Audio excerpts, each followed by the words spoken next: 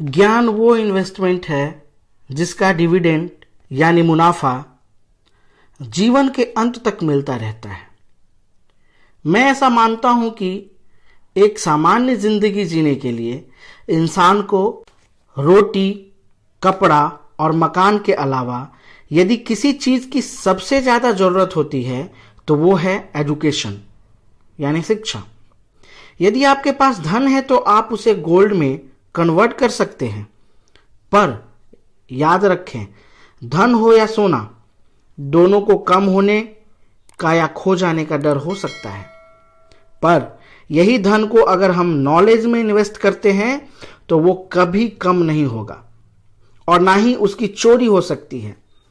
देखिए, जीवन में मुझे बहुत सी बातों ने प्रभावित किया है। मेरे ये अनुभव सुनने में शायद साधारण लगे, पर इसमें छिपा सार असाधारण है, अनमोल है। यदि मैं आपसे पूछूं कि सबसे शक्तिशाली व्यक्ति कौन है, तो कोई आप में से बैठे लोग ये कहेंगे कि जिसके पास पावर है सर, वेपन्स है, हथियार है, धन है, किसी देश का राजा हो या किसी सल्तनत का वारिस हो, यह शक्तिशाली होगा आपके अनुसार। मेरा ऐसा मानना है कि वेपन्स, मनी किसी को पावरफुल नहीं बनाते हैं, या अगर बनाते भी हैं तो कुछ समय के लिए ही बना पाते हैं। दौलत आज होगी कल नहीं। शस्त्र का ज्ञान तभी तक काम आएगा जब तक वह शस्त्र चल सकता है।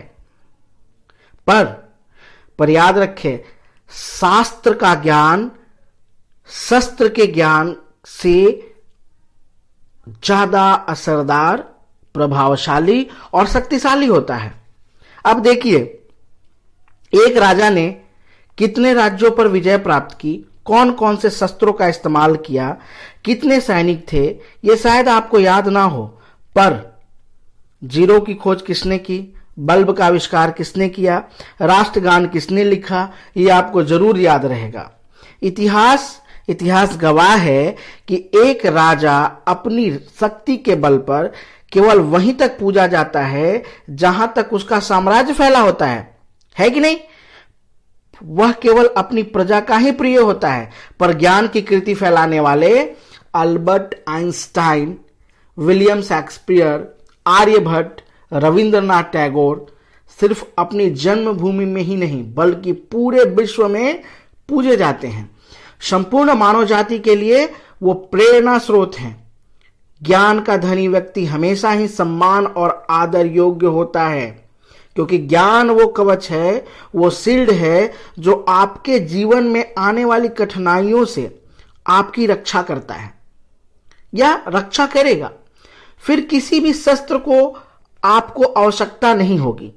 दो चीजें इंसान यदि अपने जीवन में एक बार सीख लेता है तो वो उसे कभी नहीं भूलता है।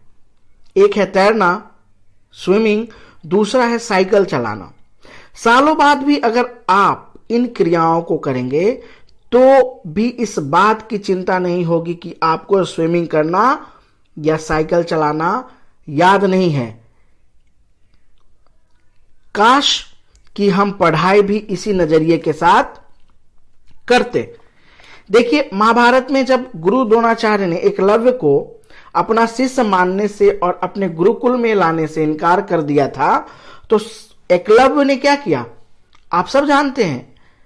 एकलव्य ने अपने गुरु की प्रतिमा एक मूर्ति बनाई, प्रतिमा के रूप में एक मूर्ति बनाई, और केवल उस मूर्ति से प्रेरणा लेकर ही धनुर्विद्या सीखने में वह सफलता प्राप्त की, जो बाकी योद्धाओं को द्रोणाचार्य गुरुकुल में रहकर दिया करते थे। उस प्रतिमा के रूप में एकलव्य को हमेशा गुरु के पास रहने का एहसास था, और जब गुरु साथ में हो तो सफलता हासिल करने से आपको कोई भी नहीं रोक सकता। तो गुरुओं का सम्मान करें, उनके बताए हुए कहने पे चले। आप सबने हमें सुना, इसके लिए बहुत बहुत धन्यवाद।